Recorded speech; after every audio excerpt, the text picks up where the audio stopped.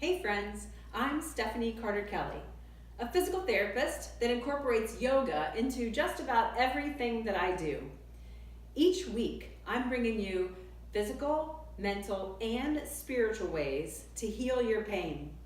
Today, we're talking about posture, and you're going to learn the relationship between our physical structure of our body and posture, but also our emotional structure and how it relates to posture.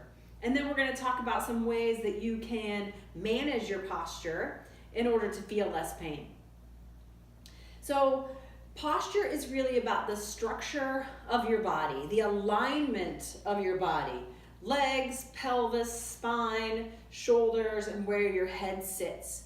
Physical therapists assess posture a lot in what we're doing, just to make sure that the muscles can work really efficiently off of a nice, stable, and strong posture. But what I know is it's more important to move during the day than to stay in one correct posture. A lot of my clients come in and say that they've been told that their posture is really poor. And when I take a look at their posture, using some of the strategies that I do, their posture is really not that bad. And so posture gets the blame many times for why we have pain, but there might be a little bit more to it.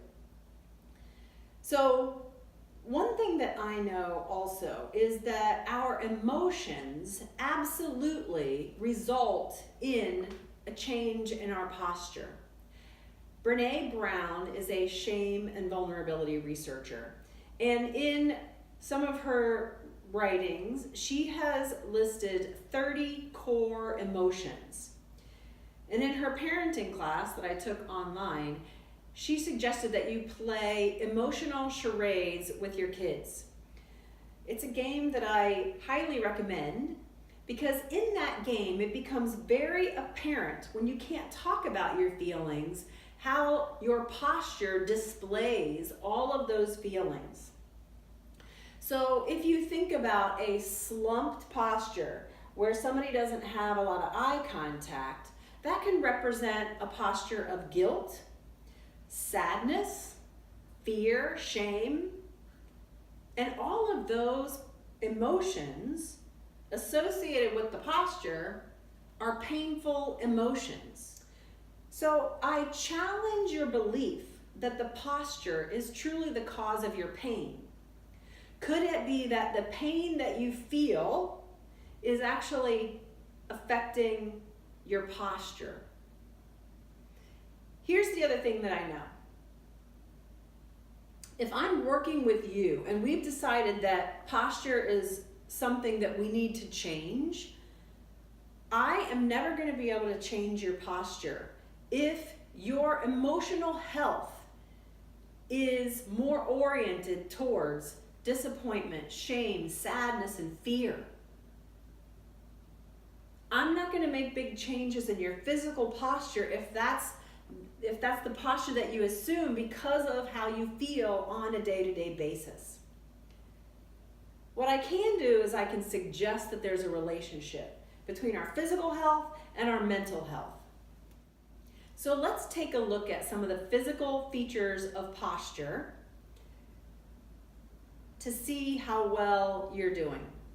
Many of the other videos that I have can support making changes to your posture from a physical standpoint. So we use postural assessment as a way to look at if you're weak or if you're tight in certain areas of the body. So what you're going to need is a wall. I just have people stand up against the wall so that we can check your posture. And you want to place your feet a little bit away from the wall because you don't want to feel like the wall is pushing you forward and you don't want to feel like you're leaning back against the wall. So you're just comfortably using the wall for feedback about your posture. And you want to set 3 parts of your body on the wall: your hips, your mid-back, and your head. And when you do that, you want to notice that your chin is level and that you can put 4 finger widths of distance between the wall and your neck, and that you can fit 2 finger widths of distance between the low back and the wall. I have a little larger gap in the area of the low back. So you want to just align your posture and then notice where you feel discomfort or where you feel effort in order to maintain that posture.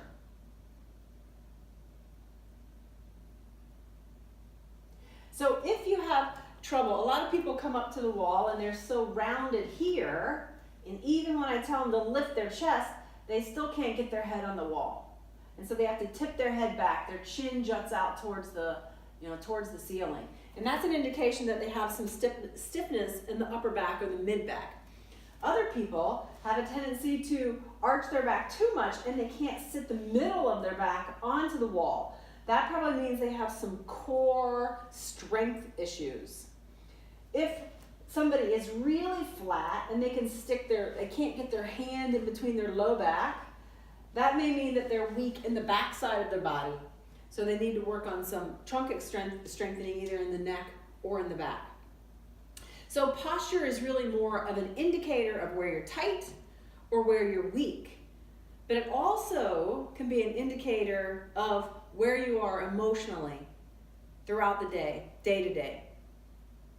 So recognize, just think about the fact that our posture is related to emotions and that we need to work as much on our emotional health as we do our physical health in order to be healed from our pain.